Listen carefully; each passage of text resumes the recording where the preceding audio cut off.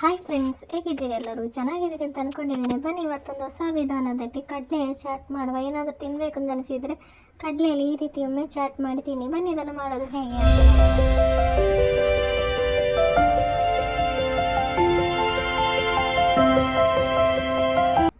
ಇಲ್ಲಿ ನಾನು 1 ಕಪ್ ಕಡಲೆಕಾಳು ತಗೊಂಡಿದ್ದೇನೆ. ಇದನ್ನು ಚೆನ್ನಾಗಿ ನೆನೆಸಿಟ್ಟಿರೋದು ನಾನು. ಇದನ್ನು ಚೆನ್ನಾಗಿ ತೊಳೆದು ನೆನೆಸಿಟ್ಟಿರುವಂಥ ಇದು ಕಡಲೆಕಾಳು, ಬಿಳಿ ಕಡಲೆಕಾಳು. ಈಗ ಇದನ್ನು ಕುಕ್ಕರಿಗೆ ಹಾಕಿ ಬೇಯಿಸ್ಕೋಬೇಕು. ಇದಕ್ಕೆ ಸ್ವಲ್ಪ ನೀರು ಹಾಕಿ, 1 ಗ್ಲಾಸಷ್ಟು ಸ್ವಲ್ಪ ನೀರು ಹಾಕಬೇಕು, ಜಾಸ್ತಿ ಹಾಕಬಾರ್ದು. 1 ಗ್ಲಾಸಷ್ಟು ಹಾಕಿದರೆ ಸಾಕಾಗ್ತದೆ.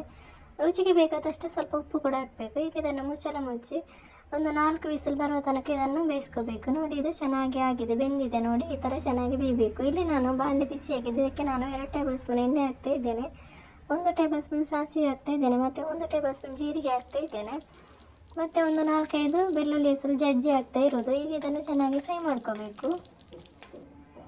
ಈಗ ಇದರಲ್ಲಿ 2 ಈರುಳ್ಳಿ ಇದೆ, ಮೀಡಿಯಮ್ ಸೈಜ್ ಇದೆ. 2 ಈರುಳ್ಳಿ ಚಿಕ್ಕದಾಗಿ ಕಟ್ ಮಾಡಿರುವಂಥದ್ದು, ಇದನ್ನು ಹಾಕ್ತಾ ಇದ್ದೇನೆ.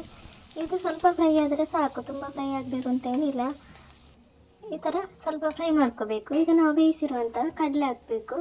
ಈಗ ನಾವು ಬೇಯಿಸಿರುವಂಥ ಕಡಲೆಕಾಳು ಇದು. ಈಗ ಇದನ್ನು ಚೆನ್ನಾಗಿ ಮಿಕ್ಸ್ ಮಾಡ್ಕೋಬೇಕು. ತುಂಬ ಚೆನ್ನಾಗಿ ಆಗಿದೆ. ರೆಸಿಪಿಯನ್ನು ಟ್ರೈ ಮಾಡಿ ನಿಮ್ಮ ಅನಿಸಿಕೆ ಅಭಿಪ್ರಾಯವನ್ನು ಕಮೆಂಟ್ ಬಾಕ್ಸಲ್ಲಿ ತಿಳಿಸಿ. ಈಗ ಇದಕ್ಕೆ ನಾನು 1/4 ಟೀ ಸ್ಪೂನ್ ಚಾಟ್ ಮಸಾಲ ಹಾಕ್ತಾ ಇದ್ದೇನೆ, ಒಂದು 1/4 ಟೀ ಸ್ಪೂನು ಮೆಣಸಿನ ಹುಡಿ ಹಾಕ್ತಾ ಇದ್ದೇನೆ. ಈಗ ಇದನ್ನು ಚೆನ್ನಾಗಿ ಮಿಕ್ಸ್ ಮಾಡಬೇಕು. ಹಾಗೆ ನನ್ನ ವೀಡಿಯೋಸ್ ನಿಮಗೆ ಇಷ್ಟ ಆಗೋದು ಅದನ್ನು ಲೈಕ್ ಮತ್ತು ಸಬ್ಸ್ಕ್ರೈಬ್ ಮಾಡೋದನ್ನು ಮರಿಬೇಡಿ. ಹಾಗೆ ಪಕ್ಕದಲ್ಲಿರೋ ಬೆಲ್ ಐಕಾನ್ ಪ್ರೆಸ್ ಮಾಡಿ, ನಿಮಗೆ ನೋಟಿಫಿಕೇಷನ್ ಬರ್ತದೆ. ಹಾಗೆ ನಿಮ್ಮ ಫ್ರೆಂಡ್ಸ್ ಫ್ಯಾಮಿಲಿ ಜೊತೆ ಶೇರ್ ಮಾಡಿ, ಸಪೋರ್ಟ್ ಮಾಡಿ.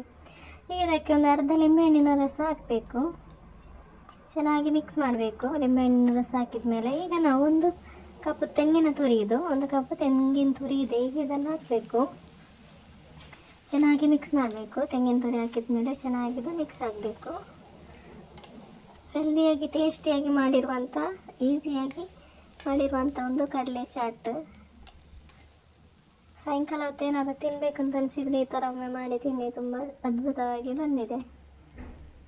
ನೋಡಿ, ಈಸಿಯಾಗಿ ಮಾಡ್ಕೋಬೋದು ಕಡಲೆ ಚಾಟ್, ತುಂಬ ಚೆನ್ನಾಗಿ ಬಂದಿದೆ. ರೆಸಿಪಿಯನ್ನು ಟ್ರೈ ಮಾಡಿ, ನಿಮ್ಮ ಅನಿಸಿಕೆ ಅಭಿಪ್ರಾಯಗಳನ್ನು ಕಮೆಂಟ್ ಬಾಕ್ಸಲ್ಲಿ ತಿಳಿಸಿ. ಹಾಗೆ ಸಬ್ಸ್ಕ್ರೈಬ್ ಮಾಡೋದನ್ನು ಮರಿ